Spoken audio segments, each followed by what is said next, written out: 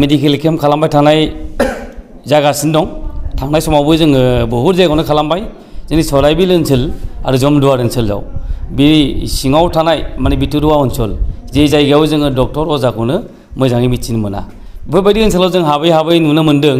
माने बहुद जोंनि गेजेराव माखासे खाना फोथायनाय बा गाज्रि मोनसे सन्देह लालायनाय गावजों गाव मोनसे गाज्रि माने सानलायनाया बारानिफ्राय बारा जागासिनो दङ बोरै होनना बुङोब्ला आं आगोलाव बुंखादोंमोन जोङो सुगार जानानै मानसिया एसे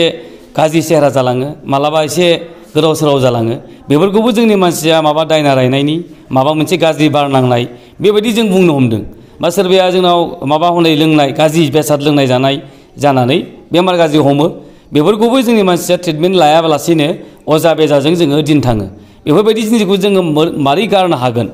दा बे डक्टरफोरनि ट्रिटमेन्टखौ जे मोनसे जोंनि जिबनाव गोनांथार बेखौ जों साननो बावनो हमदों दा बेनिखायनो आङो सिन्था खालामदों बेक्तिगत हिसाबै नार्जारि फार्म आरो जग गुरुकुल असम बे बिथांमोनजों जग जानानै जोङो आयुर्वेदिक ट्रिटमेन्ट जिहेतुके जोंनाव आगोलनिफ्रायनो स्ल'गान दङ प्रधान मन्त्रि जोंना प्राइम मिनिस्टारनिफ्राय जोंहा मोनसे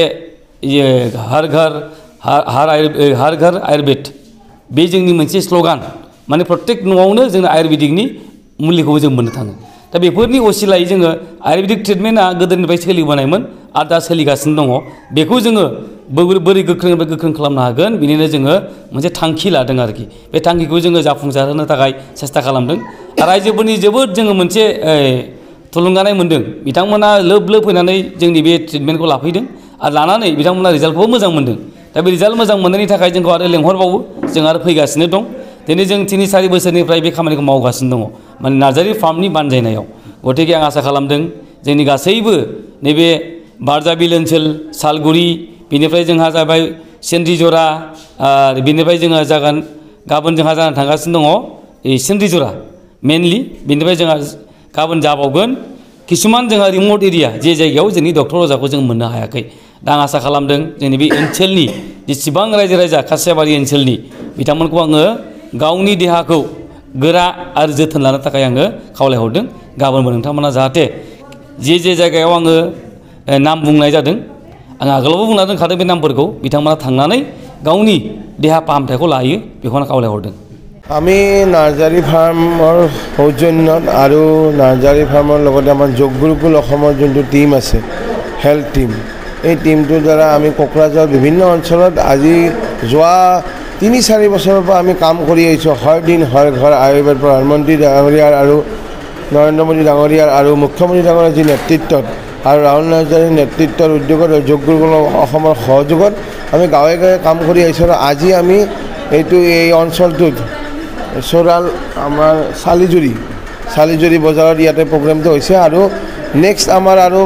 1 বজাত কাৰ্যক্ৰম আছে আৰু আকৌ কালি চৰাইবিল আছে আকৌ চৰাইবিলৰ ভিতৰুৱা অঞ্চলত নাৰ্জাৰী ফাৰ্মে কৰিছে এনেকুৱাকৈ 4টা অঞ্চলত প্ৰায় 1000 মান ৰোগীক আমি চিকিৎসা সেৱা দি আছোঁ ৰোগীসকলক আয়ুৰ্বেদিক মেডিচিন দিয়া হৈছে ইমিউনিটি চিষ্টেম যে বডিৰ অসংক্ৰাম্য তন্ত্ৰ ইমিউনিটি আইজি এই অসংক্ৰাম্য তন্ত্ৰটো সুকলমে ৰাখিবৰ কাৰণে আমি ইমিউনিটি কিট দিছোঁ লগতে blood test haemoglobin sugar ESR এইখিনি আমি ৰাইজক বিনামূলীয়াকৈ ফ্ৰীকৈ আমি দি আছোঁ ৰাইজেতো আমি বিপুল সঁহাৰি পাইছোঁ কাৰণ আমি আগৰ কেম্পত কিছুমান আমাৰ পেচেণ্ট আছিল স্পণ্ডিলাইটিছ আৰ্থ্ৰাইটিছ আৰু স্কিন ডিছঅৰ্ডাৰ কিছুমান ডক্টৰ জয়ন্ত বৰ্মনেও আমাৰ চাইছিল তেখেতে বহুখিনি ট্ৰিটমেণ্টত পেচেণ্টবিলাকে বহুত আৰোগ্য হৈছে আৰু সেই পেচেণ্টবিলাকে আজি ৰিভিউত আকৌ আহিছে 2জনমান এইমাত্ৰ মোৰো এজন পেচেণ্টে হাইপাৰটেনশ্যন বিপিৰো আয়ুৰ্বেদিক মেডিচিন খাই ৰিজাল্ট পাইছে গতিকে তেখেতসকলে ভালে সহায় পাইছোঁ এই অঞ্চলত বেছিভাগ কি বেমাৰ এই অঞ্চলতে এতিয়ালৈকে আমি মানে আৰ্থ্ৰাইটিছ স্পণ্ডিলাইটিছ আৰু ডক্টৰ জয়ন্ত বৰ্মনে এতিয়া এছাইটিছো পাইছে তো তাৰ কাৰণে যিখিনি সা সুবিধা কৰিব লাগে স্কিনৰ কিছুমান বেমাৰ আছে একজিমা আৰু নৰ্মেল কাহ চৰ্দিটো আহিছে এইখিনি নৰ্মেল ভাইৰেল ফিভাৰ এইখিনি পোৱা গৈছে